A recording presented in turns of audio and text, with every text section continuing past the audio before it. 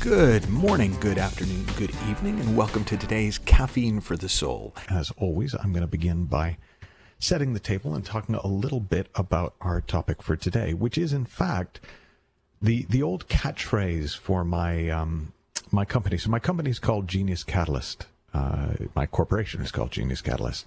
And that came from a sort of a realization that the essence of what I think actually all great coaching does is it brings forth something that is innate in the client. So in this case, I'm your coach, you're my client. It's just sort of it's the easiest way to hire me is just to listen to the show. But that essentially what I do as best I can is act as a catalyst to your genius. So in order for that to make sense, let me explore a little bit about what is a catalyst and what is a genius. So first off, to make some context for this, my mom is a PhD in organic chemistry from the University of Brussels, and she also was a high school chemistry teacher at the high school that I went to, though I wasn't allowed to take class from her because apparently nepotism, even though she would have graded me 10 times harder than anybody else in the class, and I'm not bitter in any way. But so a catalyst is a substance, and this is from the dictionary, a substance that increases the rate of a chemical reaction without itself undergoing any permanent change. Or a person or thing that provokes or speeds significant change or action. In other words, a catalyst is something that provokes change in something else. And so a genius catalyst is something that provokes or speeds up the unleashing of genius. Well, what's genius? So most people think of genius as being a measure of intelligence. But genius defined is, there are three main definitions of genius beyond the IQ type definition that we normally associate it with. One is an attendant spirit of a person or place. And in that sense, genius is a little bit like a genie, a jinn. It comes from the same root. And so genius is that within us which kind of grants our wishes, which makes our dreams come true. It's also a strong leaning or inclination. So your genius is that which you are drawn to, that which you are inclined to, that which you are called to. And it's a particular distinctive or identifying character or spirit. In other words, there's a spirit of genius. There's a spirit of you, which runs through those things that you do, not well, but in a way originally. And originally, my favorite definition of original is from the architect Gaudi, Antonin Gaudi, who is it called the Sagrada Familia in Barcelona is his most famous cathedral design. But he said, originality consists of returning to the origin. So when we get in touch with our original genius, with original thought within us, that expresses through us. So what we're going to do in our time together on the show, what I try to do with you every week, is catalyze your genius, bring forth that which is already within you. And the interesting thing is that when you bring your genius to life, obviously you probably figured out there's sort of a double meaning to that phrase. It is waking it up so you find it in you and it sort of like starts to run through you. And then also, of course, bringing it to life, having it show up in your life. And as I said, this is sort of the basis of the name of my company and what I think we do, but it's also the name of a new program we've got coming up next year. So if you're interested in learning more about the Genius Catalyst program, it's an 8-month exploration of creativity, productivity, and what it takes to bring your genius to life.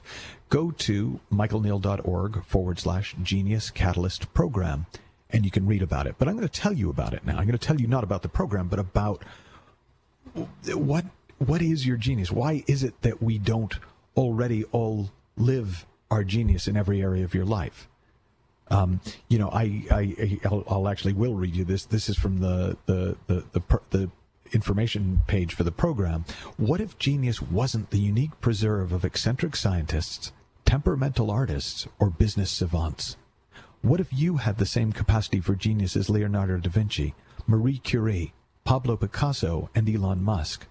Better still, what if the same genius that guided people in the creation of successful businesses, scientific breakthroughs, and great works of art could help you to thrive in every area of your life, leading to loving relationships, happy families, healthy bodies, and true and lasting happiness and contentment? In other words, what if genius wasn't something that, well, Einstein was a genius, but I'm just me? What if the same thing that illuminated Einstein's brain, that, it's so funny to me that they saved Einstein's brain and that they study it and they keep finding that there is nothing different about it, particularly to other people's brains. Nothing significant. And there's something behind the brain that when we learn to tap into it, when we learn to allow it to tap into us, allows so much more to come through us and out of us than if we kind of try to do it all with our intellect, do it all with our little mini database. Think of a laptop, right? So I will often ask on trainings, okay, I'm going to offer you two laptop computers, okay? The first is got an amazing hard drive. It's got like a multi-terabyte hard drive, so you can fit more data on it than you can imagine. Like, it has unlimited data storage on the laptop.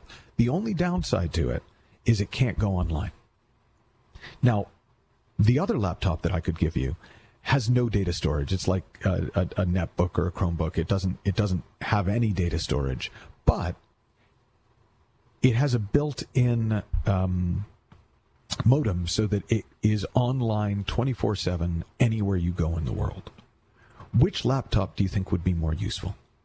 Now, pretty much everyone, everywhere in the world I've asked that question says, well, we want the laptop that can go online anywhere. That's obviously the better laptop, the most amazing, useful laptop, because, we can pretty much access anything we want online anyways, including data storage. But when it comes to our own brains, we seem to want to put all our investment into our brain itself. In other words, the storage capacity, the data processing capacity, and almost none into our connection to the infinite intelligence, the infinite web of fresh thought and possibility. Now, there's a lot of reasons for that. One is most of us don't really believe there is an infinite web of possibility and creative thought. But in the same way as if you took somebody from another time and you tried to explain the internet to them, well, hey, there's this web. Where's the web? No, it's not. Well, it's not really a web. Like, you can't see it. Okay, so what does it do? Well, pretty much every piece of information you could possibly want about anything from any great mind throughout history is there. Okay, so you want me to rely on an invisible web of information that I can't see, and I don't know if anything's going to be there until I type it into, I think not. Right? So in the same way, if we, well, I know how my brain works, we go and we rely on our brains instead of opening up to the source of genius, that which is behind the brain, the mind, the deeper mind, the universal mind, the divine mind, the source of genius. When the divine mind and our brain work together, right? That's the nature of our genius. It comes through us, right? It's not the same. You won't suddenly start frizzing up your hair and talking with a German accent like Einstein, right? You won't, I'm looking for Marie Curie jokes, but, they're pretty short on the ground. I should type it into this interweb thing and see if there are any good Marie Curie jokes out there. But regardless of who your genius heroes are, there's something kind of cool about realizing that same capacity is in you, and it will not only be available to you as a resource, it is not only available to you as a resource, it's also the source.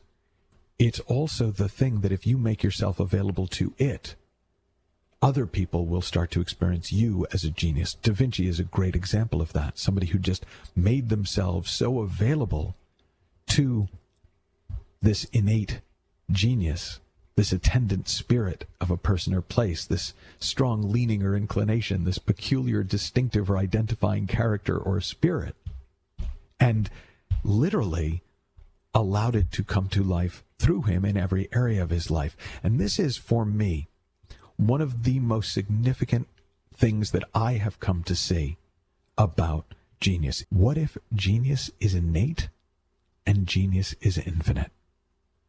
And all you need to do to bring it to life is to get the stuff that's telling you that it doesn't work that way out of your head. You don't even have to get it out of your head. You just have to stop listening to it. You don't even have to stop listening to it. You just have to see it for what it is. Noise in head, right? There's a great Kafka quote. You do not need to leave your room. Remain sitting at your table and listen. Do not even listen. Simply wait. Be quiet, still, and solitary. The world will freely offer itself to you to be unmasked. It has no choice. It will roll in ecstasy at your feet. Have fun, learn heaps, and I'll talk to you soon.